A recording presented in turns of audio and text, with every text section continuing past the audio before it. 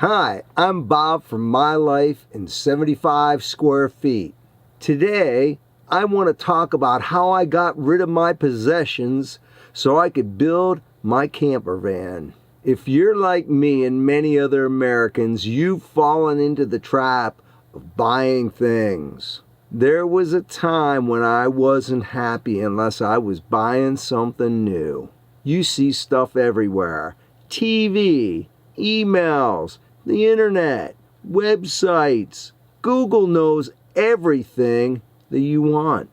You can't go anywhere without an ad in your face. Want turns into need, and once I found out I needed something, I definitely got it. There was a time I had expensive guitars, really expensive microphones, like $3,000 microphones, really expensive recording equipment. I had so much stuff.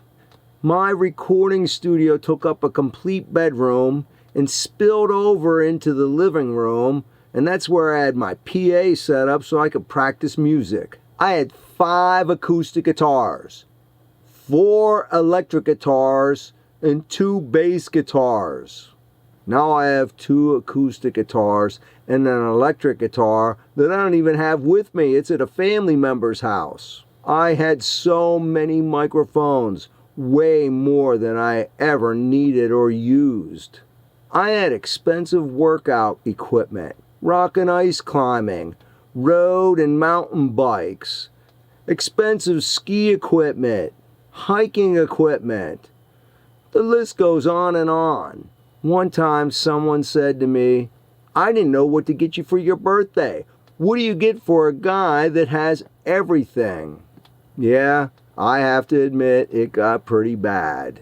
It got so bad a friend of mine said, "You're just one person living in this big townhouse, just so you have a place to put all your stuff." How many of you guys can relate to this, where you have so much stuff in your garage that you have to park your expensive car out in the driveway? That was me. Sometimes it takes a long time for things to cause change to happen. I used to be self-employed with a commission-based job where I needed to make $6,500 a month just to make ends meet.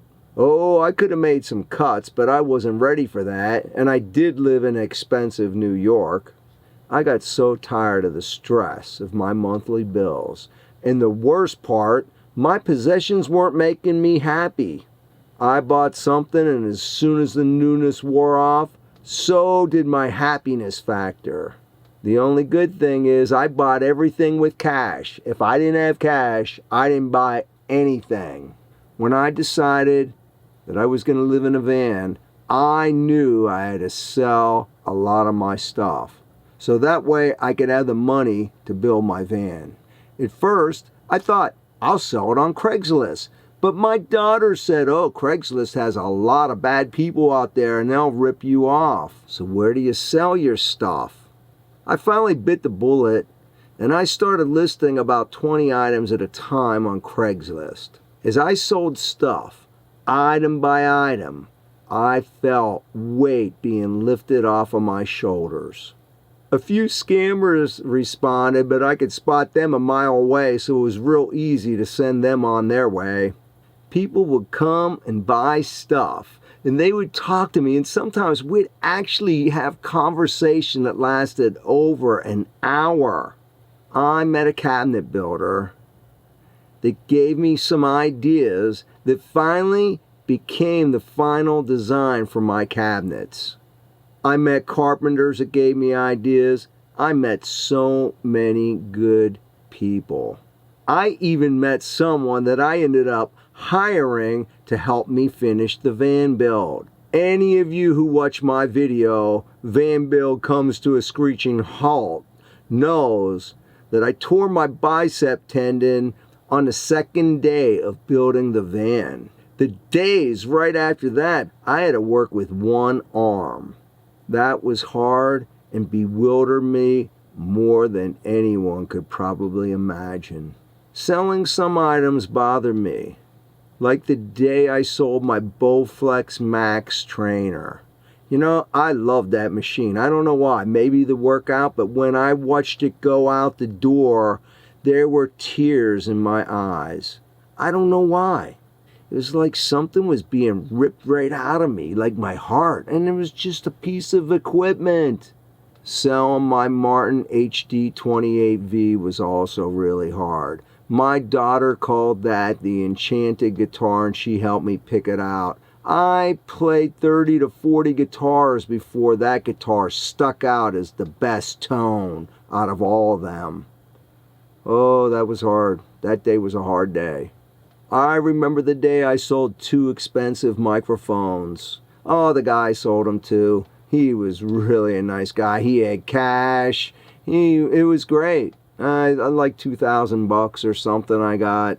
One of the mics was an old RCA mic. I'll never be able to replace that mic. And the other one, I think it was a Telefunken mic. Oh, like my shirt says, Telefunken.